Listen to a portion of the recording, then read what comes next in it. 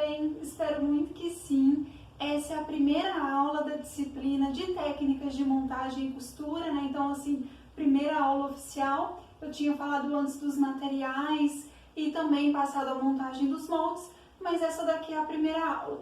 Para quem não me conhece, eu sou a professora Débora Morgado e eu vou conduzir então essa disciplina que nesse semestre, excepcionalmente, está sendo realizada no ensino remoto por conta da pandemia do Covid-19. É importante também ressaltar que essa é uma disciplina do Bacharelado em Moda da UFJF. Me apresentando brevemente, então, para quem não me conhece, eu tenho formação em moda, sou formada em moda pela UEM, depois eu fiz mestrado em História pela UEM e recentemente eu concluí meu doutorado em História pela UDESC. Eu estou muito feliz de estar dando essa disciplina de costura, uma pena que seja aqui no ensino remoto, mas enfim, eu gosto muito da costura e a minha relação com a costura, ela começou desde muito cedo, então eu tinha aí mais ou menos uns meus 13 anos, quando eu comecei a mexer na máquina de costura, a costurar umas coisas assim, com acabamentos horríveis, modelagem então nem se fala porque não tinha noção nenhuma, mas assim, ia pegando os pedaços de tecido, juntando, fazendo um acabamento que dava, e claro, ficava muito feio, muito mal feito, mas isso me ajudou bastante a ter familiaridade com a máquina de costura, isso foi fundamental, então depois, para posteriormente,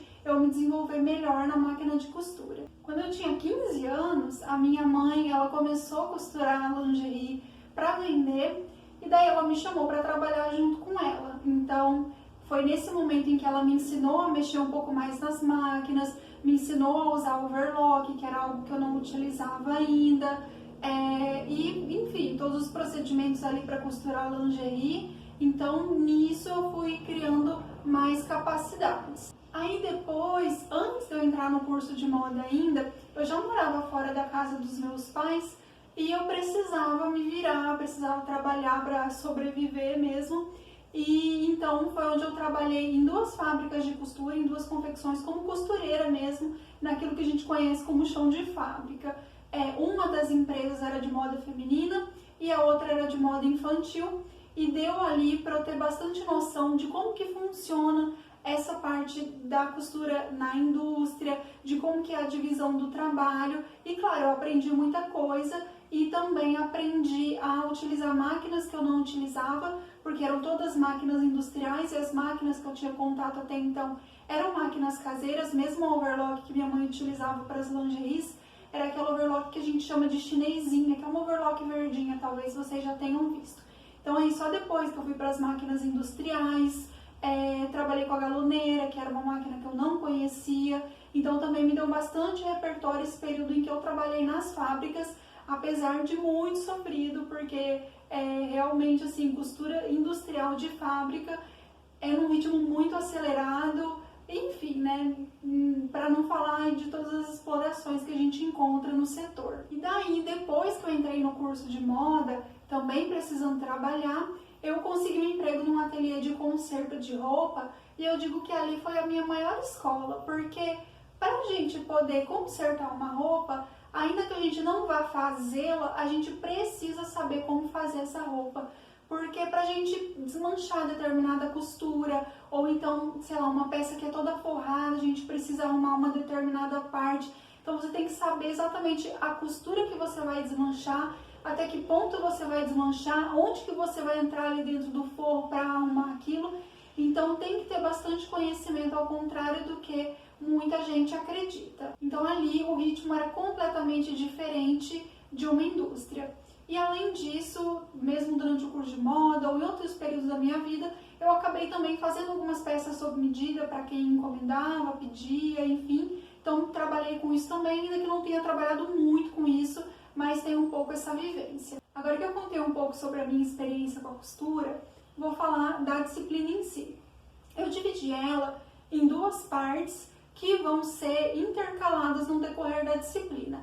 A primeira parte é a atividade da costura das roupas mesmo, costura de peças que a gente vai fazer, e uma outra atividade é a atividade do caderninho de costura, em que a gente vai fazer determinados tipos de costura, acabamentos que não são contemplados pelas peças de roupa que a gente vai confeccionar, Então a gente vai fazendo e colocando nesse caderninho, criando tipo um dicionário de costura, e tudo isso vai servir para ampliar o repertório de vocês. Uma atividade complementa a outra e vocês vão, no final da disciplina, ter um repertório bastante suficiente para, a partir dali, vocês conseguirem olhar uma peça de roupa, olhar o desenho de um determinado acabamento e conseguir mais ou menos entender como é que aquilo é feito e se virar para fazer aquilo. É claro que a gente não vai conseguir ver tudo, muito pelo contrário, muita coisa fica de fora ainda, principalmente os mais avançados, né? Porque aqui a gente está num nível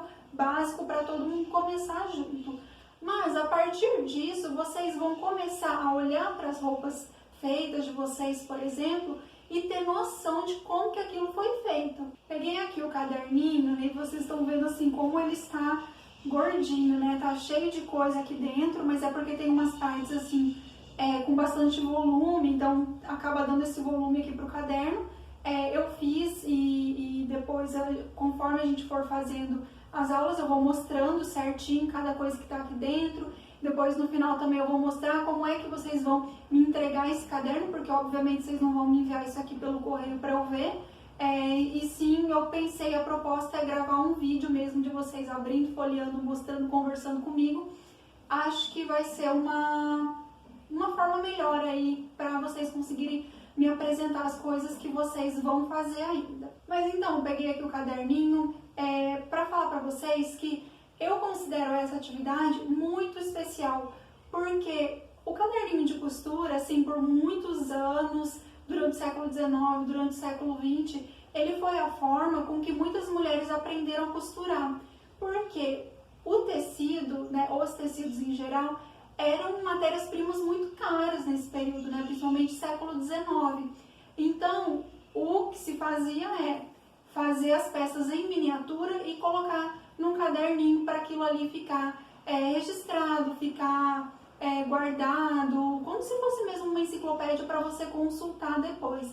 Então, isso era recorrente na formação de costura das mulheres. Eu estou deixando aqui do lado uma imagem que é de um caderno do século XIX e vocês podem ver que tem um vestido costurado, né? Então, mostrando visualmente isso que eu estava falando para vocês. Mas também quero dizer que a gente não vai fazer peças inteiras para colocar nesses cadernos, mas sim detalhes de costura, tipos de costura e alguns acabamentos específicos. Então, por exemplo, mostrando algumas coisas aqui para vocês, né? Colocação de elásticos, aqui tipos de limpeza, a gente tem antes aqui também franzidos, bainhas. Então, são atividades nesse sentido que a gente vai fazer e colocar aqui no nosso caderno. Indo então para o plano da disciplina, no dia 26 de outubro, que vai ser a nossa próxima aula, vocês vão iniciar pelas atividades do caderninho. Então, no dia 26, vocês vão iniciar a atividade do caderninho, fazendo algumas costuras básicas, algumas opções de bainhas e também algumas opções de volumes, como franzidos e algumas pregas. Já no dia 9 de novembro, vocês vão fazer a primeira peça, e desculpe que tá aqui amassado, porque o meu gato estava dormindo em cima, eu peguei aqui para fazer, enfim, ele estava dormindo. Então a primeira peça que a gente vai fazer é esse colete, um colete forrado. Não se preocupem que eu vou ensinar desde a parte do corte no tecido e depois mostrando exatamente cada etapa da costura da peça. E daí depois, no dia 16 de novembro, então a gente vai ter uma aula ao vivo lá pelo Google Meet, a fim de que eu veja o andamento das peças de vocês, das atividades do caderninho, e também que vocês tirem dúvidas. Então a gente vai ter essa aula no dia 16 para tirar dúvidas a respeito do colete e das primeiras atividades do caderninho, tá? Já no dia 23 de novembro, a gente vai ter a segunda aula das atividades do caderninho, em que trabalharemos a colocação de alguns tipos de elástico, também algumas formas de limpeza, que são acabamentos, e uma outra atividade que eu nomeei como tiras. Já no dia 30 de novembro, a gente vai fazer essa saia aqui, que é uma saia evasê com pala e com zíper invisível. Também vou passar como que corta, como que costura, todo passo a passo, tá? Fiquem tranquilos. Aí na sequência, no dia 7 de dezembro, a gente vai ter a aula ao vivo pelo Meet para tirar as dúvidas em relação à segunda aula do caderninho e a saia evasê. Observem bem essas datas, tá, gente? Porque nesse dia que a gente for estar tirando aí as dúvidas sobre a saia vazê, não é pra gente ficar falando do colete, porque a gente já teve a aula para tirar as dúvidas em relação ao colete, tá bem? Bom, no dia 14 de dezembro, a gente vai ter a terceira e última atividade do caderninho, que vocês farão alguns tipos de bolso e de punhos e carcelas. Logo em seguida, no dia 21 de dezembro, que já vai ser quase Natal, a gente vai fazer essa camisa masculina aqui, que tem colarinho, botão, casinha, a gente vai fazer tudo junto, tá? Aqui mostrando as costas para vocês. E no dia 4 de janeiro, então depois que virar o ano, 4 de janeiro do ano que vem, é que a gente vai ter a nossa aula ao vivo para retirar as dúvidas em relação à camisa e a terceira aula do caderninho. Como já vai ter acabado as atividades do caderninho, no dia 11 de janeiro a gente vai ter a aula para confeccionar a última peça da disciplina, que é esse short feminino aqui. Então assim, vou mostrar tudo para vocês certinho, passo a passo. Vai ser uma peça um pouco mais complexa, como vocês viram, elas vão se complexificando, né? Então vai ter detalhes mais difíceis, mas a gente vai ter já o repertório para conseguir chegar nesse short e produzir ele. E como a confecção desse short é no dia 11 de janeiro, no dia 18 fica o nosso encontro ao vivo para tirar dúvidas a respeito do short. Aí, entre os dias 25 de janeiro, 1 e 8 de fevereiro, vocês estarão fazendo a atividade final da disciplina. E eu passo agora para a parte da avaliação do nosso plano de ensino. Primeira entrega, então, vai ser das peças costuradas. Elas todas juntas valem 34 pontos e vocês vão me entregar ela no dia 25 de janeiro. Então, a gente vai ter terminado, já vai ter feito a aula aí para tirar as dúvidas, vocês vão ter mais uma semana para finalizar tudo e vocês vão me entregar essas peças prontas. E os detalhes da entrega eu ainda vou passar, não fiquem ansiosos com isso, porque depois eu vou explicar tudinho como que vai ser. O caderninho vai ser entregue no mesmo dia, 25 de janeiro, e ele vale 33 pontos. E por fim, a última atividade vai ser a confecção de uma peça própria que vocês vão criar, que tem uma inspiração histórica. Essa inspiração, gente, não quer dizer que vocês vão fazer um traje histórico, pelo amor de Deus. Até porque muitos de vocês, têm só o nível básico de modelagem. Então, vocês podem, inclusive, utilizar as bases que vocês produziram na aula do professor Javer. E daí vocês vão colocar um detalhe, um decote, uma gola, um punho, algum detalhe. Claro, depois eu vou pedir as referências, enfim, qualquer momento histórico, em qualquer sociedade. Então, eu vou deixar isso bem livre. Eu só quero que vocês mostrem mesmo a referência e que vocês tragam isso para a costura. Tanto para modelagem quanto para costura, obviamente. Essa atividade ela vai valer 33 pontos. A nossa última aula oficial da disciplina é no dia 8 de fevereiro. E vocês vão me entregar ela 10 dias depois, então 18 de fevereiro, para dar aí um espaço maior de tempo para vocês conseguirem produzir isso. E certamente vocês vão poder me procurar a qualquer momento para tirar dúvidas. E também depois eu vou dar mais detalhes de como vai ser. A gente vai ter uma aula em que eu vou explicar sobre isso. Então, aquela aula que a gente vai utilizar para tirar as dúvidas em relação ao short, eu também vou utilizar para apresentar essa última atividade final. Aqui do lado também eu deixo a bibliografia da disciplina, mas eu quero reforçar que aqui nessa disciplina, que é essencialmente prática, a bibliografia ela não diz muita coisa, porque eu vou ensinar vocês a costura a partir das minhas experiências. Cada pessoa tem um jeito próprio de costurar. E essa é uma coisa também que eu quero deixar muito claro aqui, porque costura é uma coisa muito particular. Cada pessoa desenvolve um método, cada pessoa faz de um jeito, então é muito difícil a gente ter um método muito certinho. Assim, é claro que a gente tem os livros de costuras que tem um método, né? Mas se a gente pegar e comparar um livro com o outro, vão ser métodos diferentes.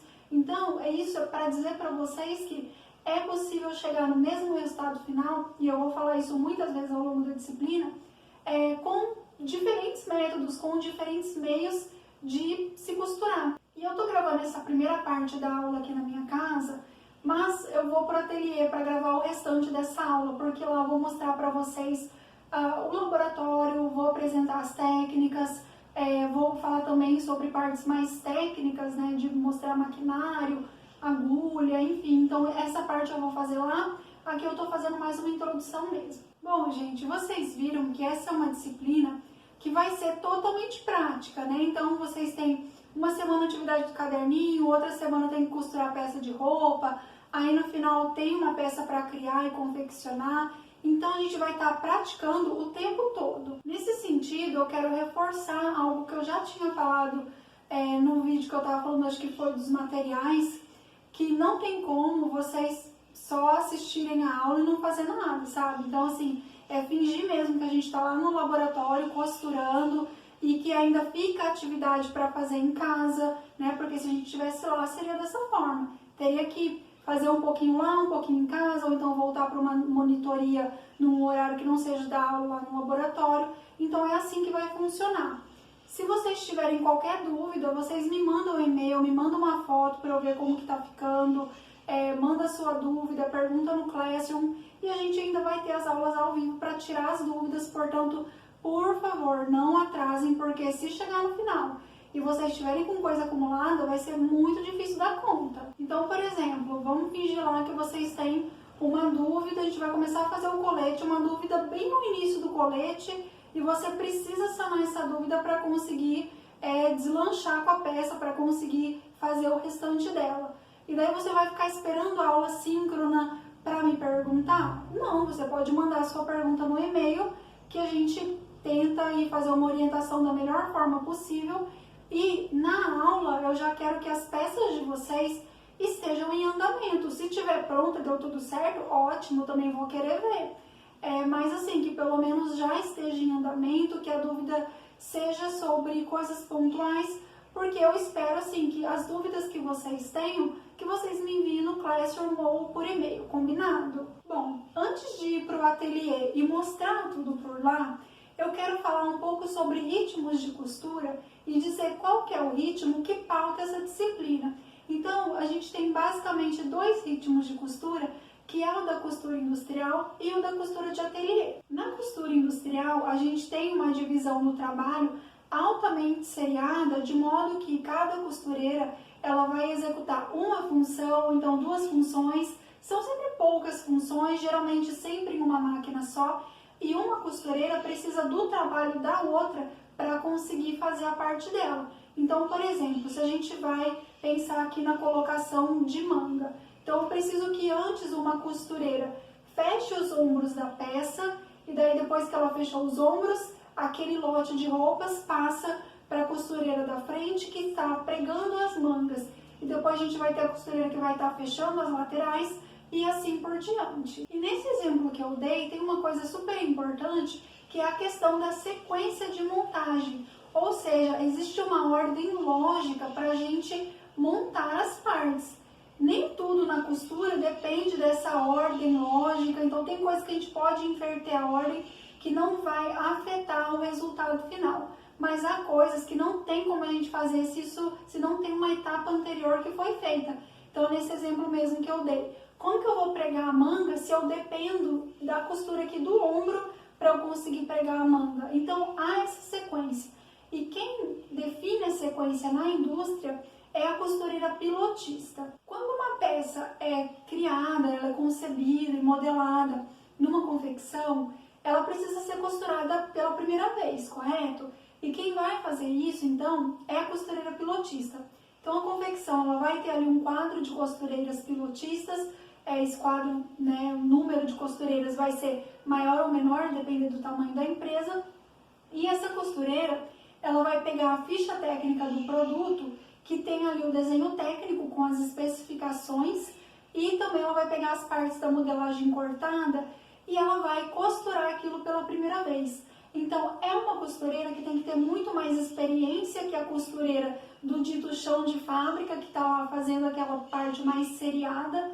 Então, essa pilotista, ela vai ter que costurar a peça inteira. Então, ela tem que saber fazer tudo naquela peça, tem que saber mexer em todas as máquinas que aquela peça demanda. Ou seja, ela tem que ser mais experiente e polivalente que as outras costureiras.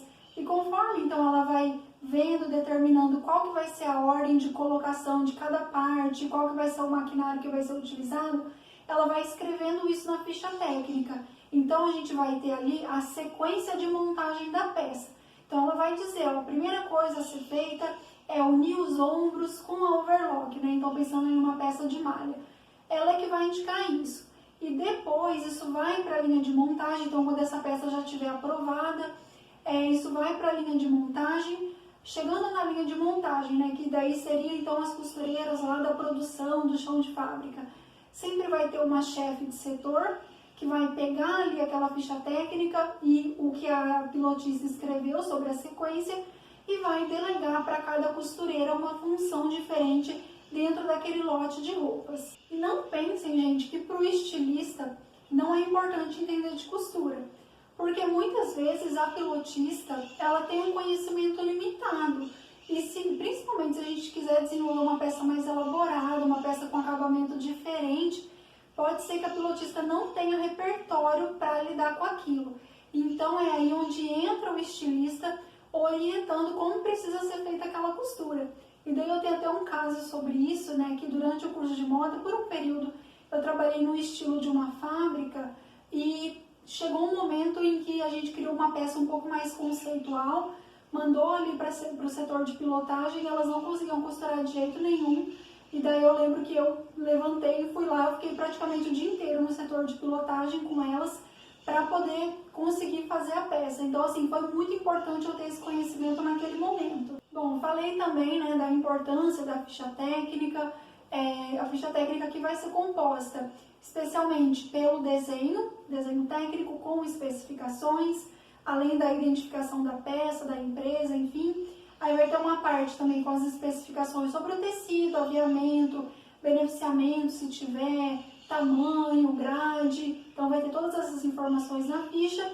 E a gente tem uma última página com a sequência de montagem na costura. A gente vai ver isso com um pouco mais de calma quando eu for cobrar de vocês a entrega da ficha técnica na última atividade da disciplina. Então vocês vão ter que fazer. Para essas peças que a gente vai confeccionar aqui, eu não vou pedir a ficha técnica, mas quem está participando da disciplina de tecnologia do produto de moda vai acabar fazendo ficha técnica dessas peças que a gente produziu aqui, porque esse é um dos conteúdos da disciplina, produzir fichas técnicas, então achei legal a gente já juntar com o que a gente está produzindo aqui. Agora que eu falei do ritmo industrial de costura, vamos falar um pouco do ritmo da costura de ateliê. Bom, na indústria, gente, o que manda aí é a velocidade e a agilidade. Então, você precisa ser muito rápida, muito ágil para fazer determinado serviço. Por isso também que as costureiras elas ficam ali só numa função. Porque quando você faz tantas vezes uma coisa só, você cria uma agilidade tão grande para fazer aquilo que você dá conta de fazer bem e em pouco tempo. Então, para a indústria isso acaba sendo mais interessante, ainda que para funcionar em si isso seja bem cansativo, né? Porque é um trabalho muito repetitivo. Então, eu lembro que quando eu trabalhava em uma das confecções que eu falei para vocês, lembro lá de ter uma costureira que já fazia 20 anos que ela estava na fábrica e ela sempre trabalhou na mesma máquina, sempre fazendo os mesmos tipos de costura. Então, ela ficava só na reta, ela não conhecia overlock, morria de medo de usar overlock e galoneira então nem se fala. Então, as costureiras elas acabavam se especializando em uma máquina só. Eu, quando trabalhava, eu ficava circulando entre reta, overlock e galoneira, exatamente porque para mim é muito cansativo ficar numa função só o tempo todo e eu ficava pedindo para rodar. Mas enfim, com isso, então essas costureiras elas vão ficando muito hábeis e na costura industrial não tem tempo para você ficar alfinetando, alinhavando. Então a questão da agilidade, de ficar muito tempo na mesma função e na mesma máquina, também contribui para isso, porque você faz uma bainha, por exemplo, super rápido, sem precisar colocar alfinete, você já dobra o tecido ali, você consegue identificar se está no tamanho correto, se está ficando reto ou se está ficando torto. Então elas têm essa capacidade. Mas é claro que em muitos momentos isso faz com que a qualidade seja deixada de lado, ou seja colocada em segundo plano. E daí então na costura de ateliê, a qualidade é algo que é privilegiado, então em detrimento da velocidade. Claro que a gente tem prazos, tem que cumprir prazos, né? A gente tem peça de um cliente para fazer, ou mesmo aqui na disciplina, vocês têm um prazo para terminar, para entregar. Mas ainda assim o ritmo é muito diferente. Aqui a gente vai poder alfinetar, alinhavar, passar, então fazer com muito mais calma do que a gente faria numa indústria. Outra característica da costura de ateliê é um pouco aquilo do que eu falei lá da pilotista, que é saber fazer de tudo. Então, pegar uma peça de roupa e saber executar todas as partes dela, entender qual que é a sequência que a gente precisa empregar ali, sequência lógica, né? Então, não vou pregar a manga se o meu ombro não está fechado, né? Voltando aí para o exemplo que eu tinha dado. Então, saber fazer tudo isso e utilizar todas as máquinas que forem necessárias. Aqui no nosso caso da disciplina, a gente vai só utilizar a reta doméstica, que tem um zigue-zague, então vai ser só ela, mas se a gente estivesse lá no ateliê, no laboratório de costura, a gente teria que utilizar o overlock também. Bom, gente, agora que eu já fiz essa apresentação da disciplina e essa breve introdução, eu vou levar vocês lá para o laboratório de costura para vocês conhecerem o lugar, né, ainda que virtualmente. Quem já conhece vai só rever, né, mas tem muitos alunos novos aqui que não conhecem. Também mostrar para vocês as técnicas, né, a Samara e a Jaqueline, e também apresentar para vocês lá os maquinários e alguns detalhes mais técnicos da costura, agulha, falar um pouco sobre tecido, sobre pontos. E é isso, gente, vamos lá. Iniciando aqui o tour pelo laboratório, eu tô aqui no pátio do IAD. Desculpa se tiver um pouco abafado o som, porque eu tô de máscara, mas eu estou aqui no pátio, né? E aqui, esse anexo de cor laranja é onde funciona o nosso laboratório. Desse lado aqui, a gente tem a marcenaria, e aqui do outro lado é onde fica o laboratório de costura. Então, vamos entrar nele. Então, entrando aqui a gente tem a identificação do ateliê. Então, logo aqui na entrada, a gente vai ver alguns manequins. Então, ali atrás estão as técnicas, a Samaria que já elas vão se apresentar. Então, aqui a gente tem esses pretinhos, são alguns bustos de costura, não é manequim de mulagem. E aqui do lado a gente tem os nossos manequins de mulagem, que eles ficam aqui meio espalhados pelo laboratório. A gente tem aqui primeiro essa ilha com máquinas retas aqui no início, depois a gente tem lá no final overlocks, galoneiras, e eu vou mostrar tudo para vocês. Aqui do outro lado, a gente tem as máquinas domésticas, que são as máquinas que os alunos mais costumam utilizar. Logo aqui que a gente entra, deixa eu retornar então. A gente entrou aqui pela porta, certo? E vocês vão ver ali aquela mesa, que é onde as técnicas vão ficar. De manhã vai estar a Jaqueline e à tarde vai estar a Samara. E quando vocês estiverem no presencial, então elas vão receber vocês ali. Aqui a gente tem armários que os alunos não estão autorizados a abrir, mas é onde a gente guarda linhas e réguas. Então aqui a gente tem também alguns trabalhos de alunos expostos na parede. E no fim ali a gente tem uma lousa, que tem uns conteúdos ali que eu logo vou passar para vocês. A gente tem as mesas de corte aqui, então mostrando aqui esse lado para vocês também. Mais alguns manequins. Tem uma baguncinha ou outra, tá, gente? Mas é porque a gente tá mexendo aqui. Então aqui a mesa de corte. E do outro lado também, mesa de corte, a gente tem os banquinhos. E a gente tem aqui um provador. E deixa eu dar um oizinho para vocês. Aqui tem minha baguncinha, então não reparem. A gente tem uma tábua de passar aqui, um ferro industrial. A gente tem mais tábua de passar por ali. E agora sim, tá tudo meio bagunçado, exatamente porque a gente tá utilizando aqui. E mostrando aqui, então, o laboratório todo do fundo para vocês verem.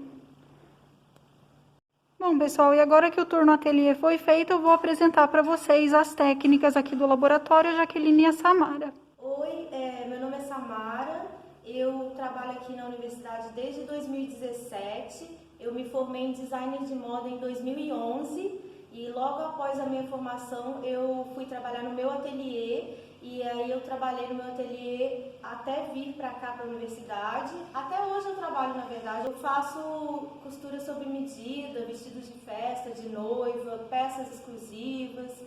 E aqui na universidade, o meu trabalho é receber os alunos que vêm aqui no ateliê para poder fazer os trabalhos práticos deles e também manter o ateliê em ordem, os materiais, as máquinas. Se alguma máquina estraga, a gente chama o mecânico, deixa tudo em ordem para receber os alunos, né? É isso, e em breve a gente vai estar aqui para receber vocês presencialmente, se Deus quiser. Ok, pessoal, sejam bem-vindos. Meu nome é Jaqueline, eu sou técnica do laboratório de produção de moda, trabalho no período normalmente da manhã, agora com essas mudanças das turmas, a chegada de alunos novos, a gente ainda não sabe como vão ficar os horários, então eu e a Samara, nós dividimos o espaço do ateliê, de forma ininterrupta a gente trabalha 12 horas, o ateliê fica aberto para vocês utilizarem nesse período de 12 horas, e vocês podem utilizar o espaço para desenvolver projetos, para aperfeiçoar o que já aprenderam nas disciplinas.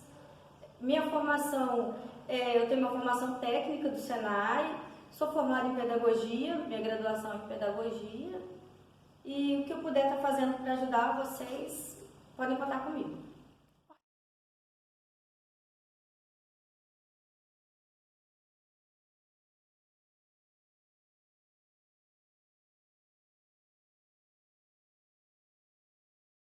Pessoal, vamos começar vendo as máquinas que a gente tem aqui no ateliê e que são as máquinas que são utilizadas na indústria ou mesmo em casa, né? Tem muita gente que tem máquina industrial. Essa daqui, então, é uma máquina reta industrial. Vou mostrar alguns detalhes dela para vocês. Primeira coisa, aqui a gente está vendo a linha. Ali a gente vai usar a linha de costura normal, 120 de poliéster ou algodão. E já vou explicar um pouco mais para vocês sobre a questão das linhas. E aqui do lado a gente tem uma linha para encher bobina, que eu já vou mostrar para vocês também essa questão do enchimento da bobina. Aí a gente tem aqui toda a passadoria da linha, e isso às vezes pode variar um pouquinho de máquina para máquina, mas eu não vou ficar aqui explicando agora como que a gente passa a linha na máquina, até porque a maior parte de vocês não tem essa máquina. Bom, aqui a gente tem a regulagem do tamanho do ponto. Então, aqui está no número 5, que é um ponto bem largo. E se a gente quer um ponto menorzinho, a gente vai diminuindo. Então, coloco aqui número 3, que vai ser um ponto médio. Número 2, que vai ser um ponto menor. Então, vou voltar aqui para o ponto que estava. Agora, a Jaque vai mostrar para vocês a caixa de bobina e também falar de como que a gente encaixa a bobina dentro. Você vai colocar a bobina na caixa de bobina, vai passar a linha por esse corte que ela tem um cortezinho onde entra a linha, e vai passar debaixo dessa chapinha que isso é uma mola que vai dar a tensão da linha da bobina. Essa tensão ela é regulada de acordo com a linha que você trabalha em cima na agulha, você tem uma regulagem para a linha da bobina. Então, passou a linha pelo corte, por baixo da molinha, pode dar uma puxadinha, normalmente ela vai girar no sentido anti-horário quando você vai puxar. A caixa de bobina da máquina reta, ela tem uma lingueta ou dobradiça, que é o mecanismo que vai prender essa caixa de bobina na máquina. Eu vou passar a linha por cima do meu dedo, para não correr o risco dela ficar na frente da caixa de bobina e travar na máquina. Passo a linha por cima do meu dedo, só para segurar. Aqui embaixo na máquina, eu tenho o pino da parte da máquina, parte de baixo da máquina, que é a lançadeira. Então, eu vou encaixar a caixa de bobina no pino da lançadeira. Preciso ouvir esse clique, que significa que ela travou na parte de baixo da máquina. Colocada a caixa de bobina, eu posso fechar a cobertura da máquina, vou segurar a linha da agulha e girar o volante até que a agulha desça lá embaixo, pesque a linha de baixo e suba e volte com ela para cima, vai subir a linha de baixo. Subiu a linha de baixo, eu acabo de puxar ela para começar a costura. E disso que a Jaque falou, ela mostrou para vocês ela descendo a agulha. Agora eu vou pedir para ela mostrar aqui, ela girando o volante da máquina, para mostrar o sentido que ele precisa ser girado. Vou girar para frente, para minha direção. Isso, porque se a gente girar para o outro lado, vai enroscar tudo. Então não pode, a gente sempre traz o volante para frente. E você gira até que a agulha desça e girando para a mesma posição ela volta. Você não gira ao contrário para ela voltar, não. Então ela vai descer e vai voltar. Se ao descer a agulha ela não desceu, ela estiver dura, pesada, significa que alguma coisa está acontecendo de errado ou com a agulha ou embaixo da máquina. Então, você não vai ligar a máquina, não vai acelerar. Você vai verificar se colocou a agulha corretamente, se colocou a caixa de bobina corretamente, para não acontecer de quebrar a sua agulha quando começar a costurar. Pessoal, eu tô na parte aqui de baixo da máquina, então aqui em cima a gente tem a mesa, né, onde está a máquina, e a gente tem aqui a parte de baixo, onde vocês estão vendo ali embaixo o pedal, coloca o pé nele, Jaque. O pedal que é onde a gente vai pisar para a máquina costurar. E aponta ali para mim, Jaque, a almofadinha. Isso serve para a gente subir e descer o calcador da máquina, que a Jaque vai fazer ó, com o joelho. Vocês estão vendo que a Jaque com o joelho tá ali pressionando a almofada e o calcador ele vai subindo e a hora que ela afasta o joelho, ele relaxa, então ele desce. A joelheira, ela tem a função também de liberar o disco de tensão da linha da agulha. Então, quando eu afasto a joelheira, que eu levanto o calcador, automaticamente eu abro o disco. Então, durante a costura, eu não posso manter o joelho pressionando a joelheira, porque senão eu vou levantar o calcador mesmo que um pouquinho, e isso vai fazer com que a minha costura fique toda atrapalhada, porque automaticamente eu vou liberar o tensor aqui da máquina. Agora a gente vai falar um pouco sobre a agulha da máquina de costura, já que vai apresentar para vocês. Toda a agulha da máquina de costura, ela tem uma diferença dos lados da agulha. De um lado, ela vai ter um caninho, um rasgo de fora a fora, que é onde vai dar a refrigeração da linha. E é o lado que a gente passa a linha na agulha. Então, eu tenho um rasgo de fora a fora na agulha, de um lado. E do outro lado, eu tenho um rebaixo, como se fosse uma barriguinha fundada na agulha. Esse rebaixo é onde o mecanismo da máquina, qualquer que seja a máquina, vai pescar a linha da agulha. Então, esse rebaixo é por onde a linha vai sair. A linha entra na agulha pela canaleta, que é o caninho, o rasgo de fora a fora, e ela sai na agulha pelo outro lado, que é a barriguinha que tem na agulha. Nessa máquina que a gente está utilizando agora, que é a máquina reta industrial, a gente vai passar a linha da esquerda para a direita, ou de fora para dentro da máquina. Vou passar a linha na pontinha da agulha, da canaleta para a cava. Então, lá na sua máquina, se a canaleta da agulha fica virada para frente, você passa a linha da frente para trás. Se a canaleta fica virada para dentro da máquina, a linha passa de dentro para fora. E como coloca a agulha, você precisa verificar no manual também. Terminei de colocar a linha na agulha. Para que a linha não embole, não arrebente no início da costura, o ideal é levantar o calcador e passar a linha da agulha por trás da máquina. O ideal também é manter pelo menos 10 centímetros de linha, para que na hora que eu começar a costurar, a agulha não me tomar esse pedacinho de linha e não desenfiar da ponta da agulha. Eu vou ligar a máquina. Como ela tem um motor mecânico, ela faz esse barulho mais alto mesmo. Então, o barulho ficou constante, agora eu posso utilizar a máquina. A máquina reta, ela possui uma alavanca de retrocesso que facilita o acabamento no início e no final da costura. Vou mostrar para vocês como é que ele funciona. Então, pressionei a joelheira, levanto o calcador, vou colocar o meu tecido na direção de onde eu quero começar a costurar. Pressionou o pedal para o fundo, ela vai costurar. Precisou parar, é só tirar o pé do pedal. Se eu não segurar o meu material, vai costurar torto. Então, eu vou costurando e vou guiando o meu material para manter minha costura retinha. Essa máquina, ela faz um retrocesso, que é um arremate, uma costura de vai e volta no início e no final, ou qualquer momento que eu queira fazer uma trava na costura. Essa daqui é a alavanca de retrocesso. Quando eu pressiono a alavanca, a máquina costura no sentido contrário. Se eu não soltar a alavanca, a máquina continua costurando.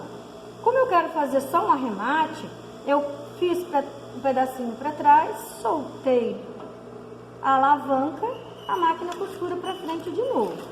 Então, pressionou a alavanca, a máquina inverte o sentido de costura.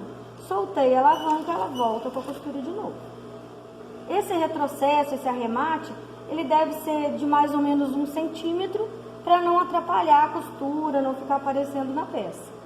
Vou terminar a costura, então eu vou girar o volante, a minha agulha está presa no tecido, eu giro o volante sempre para a minha direção, trazendo o volante para mim, até que a agulha levante, e eu preciso que levante também o esticador de linha. Se o esticador não levantar, quando eu for cortar a linha, ela vai desenfiar da agulha.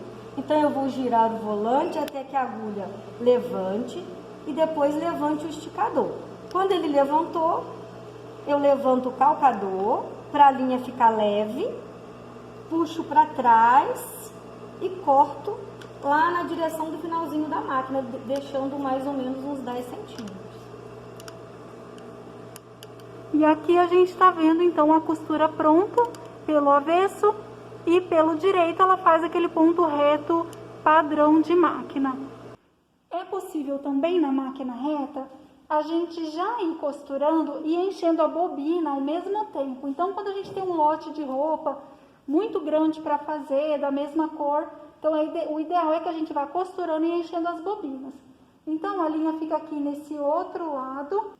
Ela é passada aqui por esse enchedor de bobina e a gente vem aqui por baixo, enrola ela um pouquinho, enrola o comecinho e deixa isso daqui justo, né? A gente empurra ele, que daí enquanto a gente vai costurando, ela vai enchendo a bobina. E aqui a Jaque está costurando e vocês estão vendo a bobina sendo enchida automaticamente.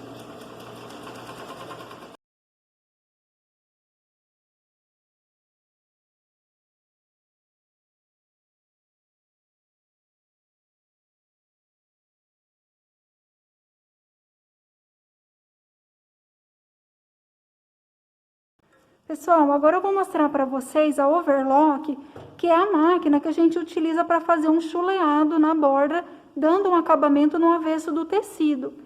Aqui a gente tem as linhas que a gente utiliza, e aqui eu tenho uma linha comum de costura, e esses 2 cones são os fios. Já já eu vou explicar qual que é a diferença da linha para o fio, mas a overlock, então, a gente sempre utiliza uma linha e 2 fios.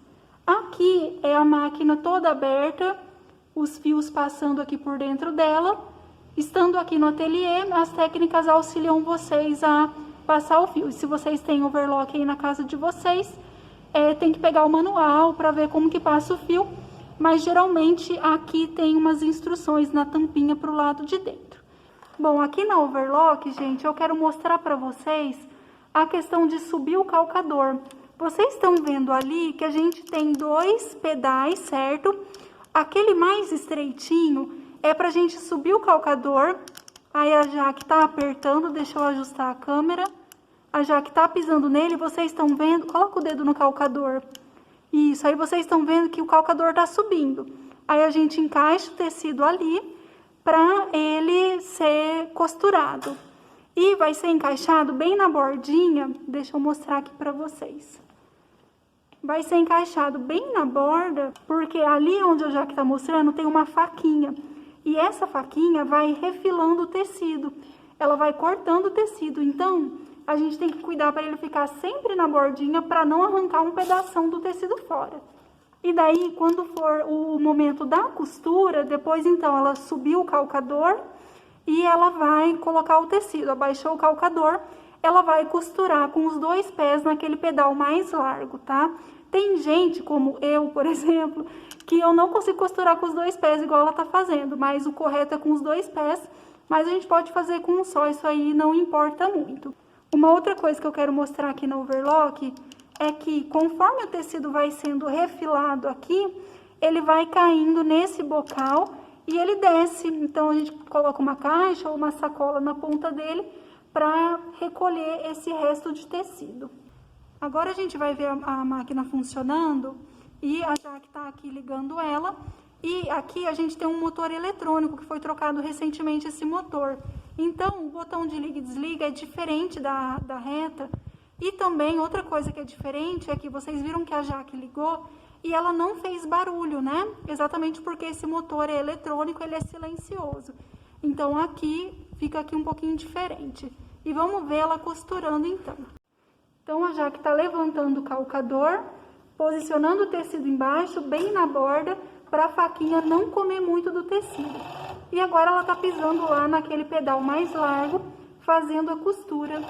E já vocês vão ver o que tá saindo do outro lado, também eu vou mostrar do outro ângulo.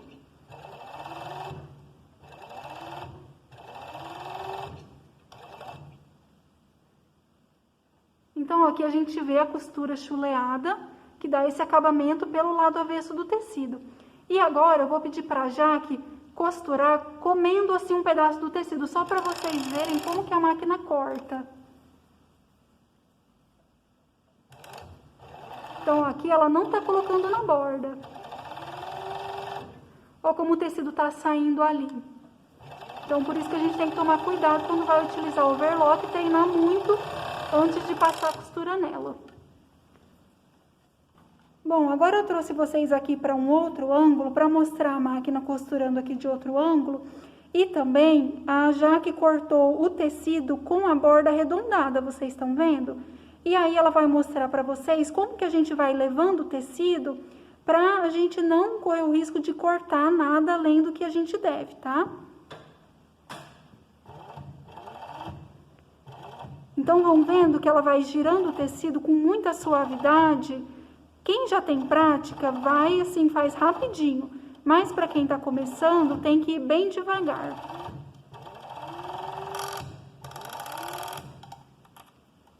E vocês viram também que ela cortou a linha numa faquinha que tem ali atrás. Caso a gente não tenha essa faquinha, a gente pode cortar na tesoura mesmo. E aqui mostrando para vocês, então, a costura chuleada da overlock.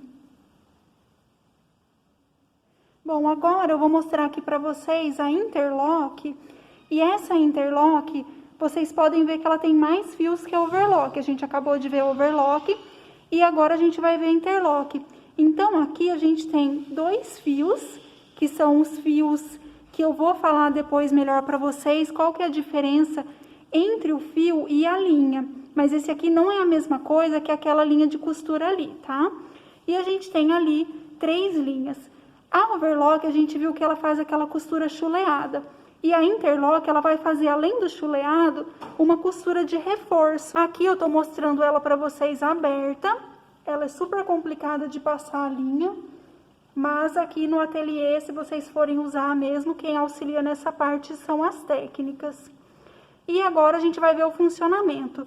Só descendo aqui embaixo um pouquinho, a gente tem aqui o botão de liga e desliga. E aqui a gente tem a parte onde sai a rebarba do chuleado, que é a parte do corte. Vamos ver o funcionamento dela. E aqui a gente vê os pedais dela, que é igual ao da overlock. Um deles a gente vai utilizar para subir o calcador e o outro a gente vai utilizar para pisar na máquina e ela costurar. Ó, então, para ligar a máquina, vai apertar o botãozinho. Observem que a máquina faz um giro mais alto, um barulho mais alto. Ela tem um giro diferenciado quando liga. Depois o barulho, o giro do motor estabiliza. Aí nesse momento que estabilizou é que a gente pode usar.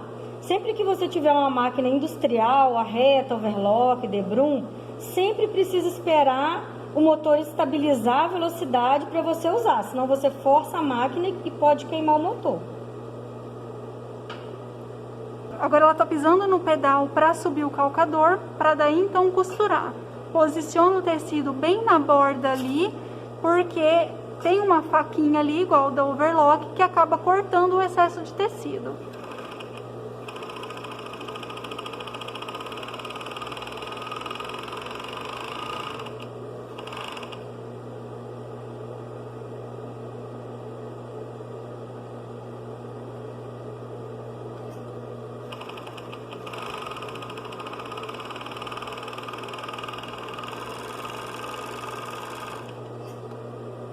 Então, aqui a costura semelhante à da máquina de overlock, que faz o acabamento de borda, e essa segunda costura é a costura de reforço que a máquina de interlock faz. Isso. E essa costura a gente pode utilizar também como substituição no tecido plano para reta mais a overlock. Então a gente usa não somente na malha, mas a gente pode usar no tecido plano, porque aqui no caso ele não esgarçaria por conta dessa costura de reforço. Agora, se a gente só fechar o tecido plano, só na overlock, sem passar a reta ou sem ter essa costura de reforço da interlock, aí o tecido vai esgarçar. Agora, nós iremos ver a galoneira, que é essa máquina daqui. E aqui eu estou mostrando para vocês que ela vai 2 linhas e um fio. Já vou falar sobre os fios. Aqui embaixo a gente tem o pedal para subir o calcador e o pedal para a gente pisar e costurar, fazer a costura. Essa máquina aqui, ela não refila nada, tá? A gente vai utilizar ela principalmente na malha, para fazer bainha, para colocar viés, para colocar elástico. Então, ela tem todos esses usos e a Jaque vai mostrar pra gente como que a gente faz bainha aqui na galoneira.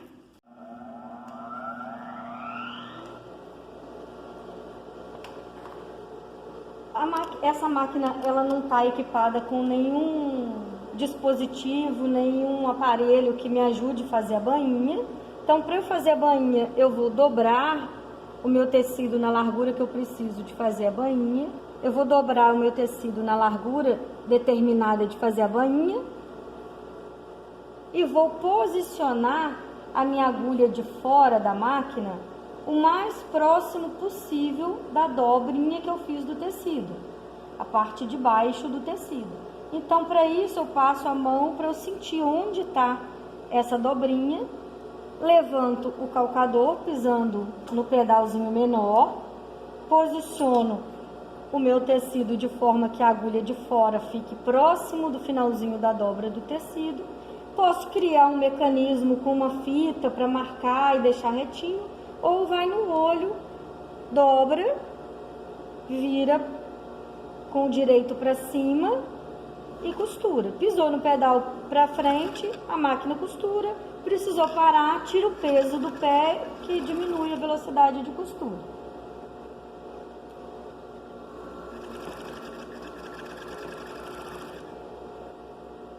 Essa máquina não trabalha com bobina, nem caixa de bobina, ela trabalha com looper semelhante à máquina de overlock.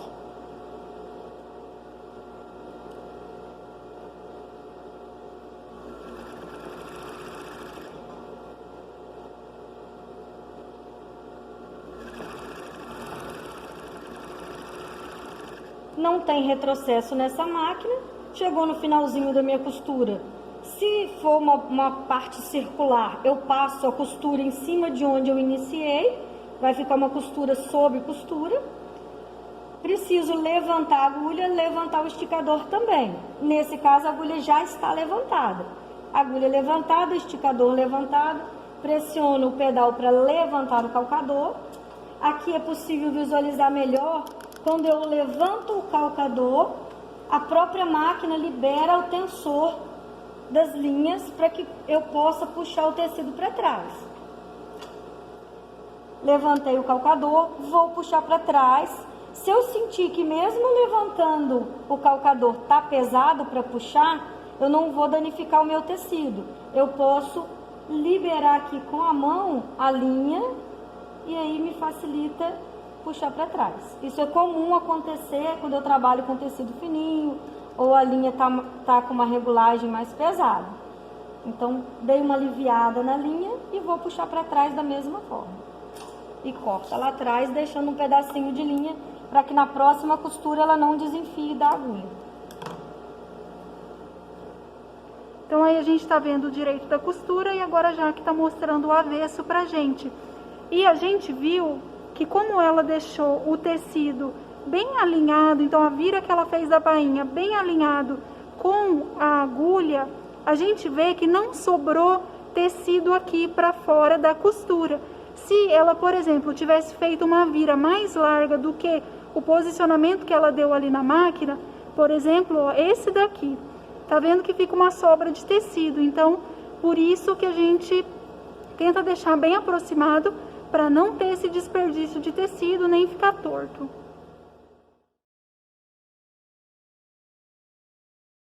Vamos por fim então ver a última máquina, que é a máquina mais importante. Eu deixei ela para o final, porque é a máquina que vocês vão utilizar aí na casa de vocês também, né? É assim, não que vocês vão utilizar exatamente esse modelo, essa marca, mas que eu quero dizer que é a reta doméstica convencional, zigue-zague, que a maior parte de vocês tem aí. Então aqui eu estou mostrando na frente dela, e aqui embaixo a gente tem o pedalzinho. O pedal é onde a gente vai pisar, então estou pisando aqui nele para fazer as costuras. E já a Jaque vai mostrar tudo pra gente. E aqui eu tenho a parte de trás dessa reta. Então a gente tem esse pininho aqui também para colocar aquele carretelzinho de linha pequeno. Mas a gente não precisa utilizar esse carretel pequeno, tá? Pode ser a linha convencional mesmo, que no caso aqui ela tá ficando no chão, para ela não enrolar, não correr o risco de enrolar, então a gente deixa ela no chão. Mas dependendo da máquina, ela pode ficar em cima da mesa também, não tem problema. E daí agora, já que vai sentar nela para mostrar tudo para vocês. Vamos começar aqui pela passadoria da linha na máquina, então a Jaque vai mostrar pra gente como que passa. Vocês viram que eu mostrei que a linha estava indo lá do chão, ela primeiro enganchou ali naquele pino. A minha máquina mesmo, caseira, ela não tem essa parte, então assim, tudo depende, tá? A gente tá mostrando a que tem aqui no ateliê, pode ser que a de vocês seja parecida. Ali a gente tem um tensionador que ela tá passando.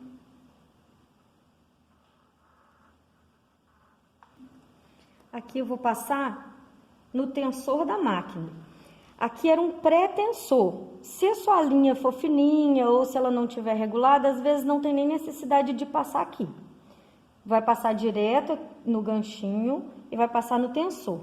Esse número, ele vai regular a tensão, a pressão que os disquinhos fazem aqui dentro da máquina, que vai segurar essa linha, deixar ela passar mais apertadinha ou vai liberar mais linha, e isso vai ser de acordo com a linha que você utiliza, se é uma linha cerada, se é uma linha mais grossa ou se é uma linha mais fina. Então, sempre você vai passar a linha, testar como ficou a sua costura e fazer os ajustes necessários nesses marcadores de tensão. Então, aqui eu vou passar, tem um desenho, uma setinha aqui, eu passo descendo, dou a volta no rasgo que tem por trás e volto com ela aqui nesse sentido da setinha subindo. Então, ela já está dentro do tensor. Aqui ele está regulado no número 4. Se eu for utilizar uma linha mais leve, eu vou diminuir o número. Se for uma linha que precisa apertar ela mais, por ser mais grossa, talvez, eu suba a numeração.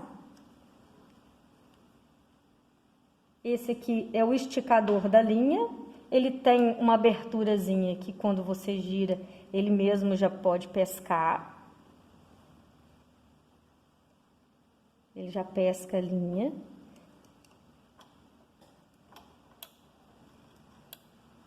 Tá pescado. Só mexi, girei para que ele desça e volte, ele pescou a linha. Ah, não quero girar? Também eu posso simplesmente passar. Não vai alterar o funcionamento aqui da máquina. Posso só passar aqui na argolinha dele, tá passado. Gente, só fazendo um adendo ao que a Jaque tá falando, ela mostrou ali o giro, né? E ali o giro naquele volante vai ser exatamente da mesma forma que a máquina reta, tá? Também a gente vai girar ele sempre pra frente. Mantenho sempre o esticador levantado para que ele não tome a linha da agulha quando eu começar. Aqui embaixo também tem uma setinha de indicação. Eu vou passar fazendo esse giro da molinha para que a linha fique dentro da molinha e não fique solta no tecido. Aqui, pertinho da agulha, normalmente vai ter um ou outro guia, que é para manter sempre a linha pertinho da agulha, evitando que a linha quebre durante a costura. Essa máquina, a colocação da agulha é com a canaleta para frente, então eu vou passar a linha nessa máquina da frente para trás.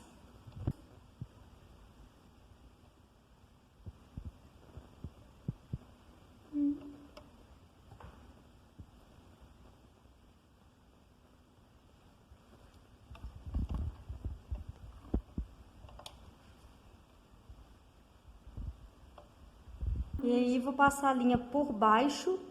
Como esse calcador ele tem um rasguinho nele, eu vou passar por esse rasgo e ele vai para trás do calcador. Não preciso girar para pescar a linha de baixo, porque a linha tá aqui. Essa máquina é a máquina doméstica.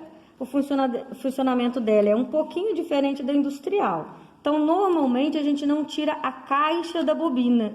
A gente tira da máquina só a bobina. Então, eu tenho a bobina e tenho a caixa da bobina. Na máquina reta industrial, você tira a caixa da bobina da máquina. Nessa doméstica, cada máquina tem a sua característica. Nessa máquina, a caixinha fica sempre presa lá na máquina e você só tira para uma manutenção. Eu vou encaixar a bobina na caixa. Eu tenho aqui um rasgo na caixa, onde eu vou girar a mão, levando a linha por debaixo da mola. E ela vai ficar presa na molinha que dá a tensão da linha de baixo.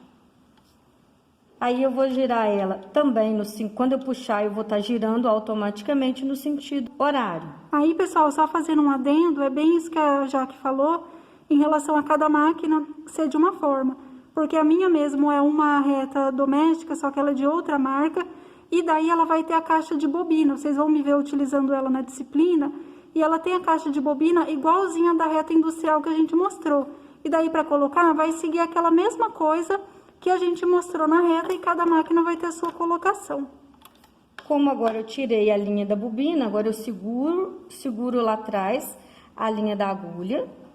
Vou girar o volante até que a agulha faça o mesmo procedimento que fez na industrial.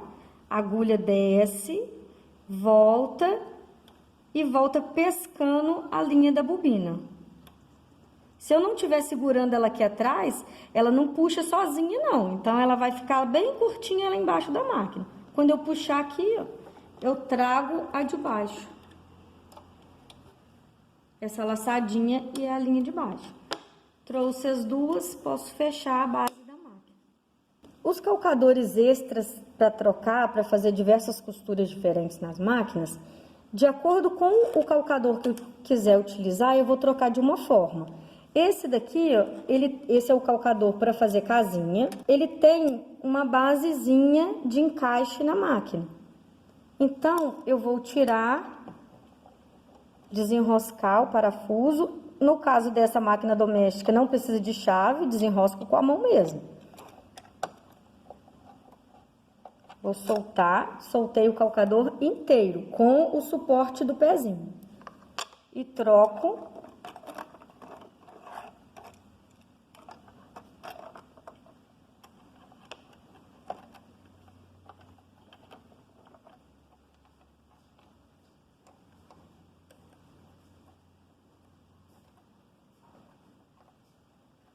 Para utilizar o outro calcador. Então, eu tirei o calcador completo.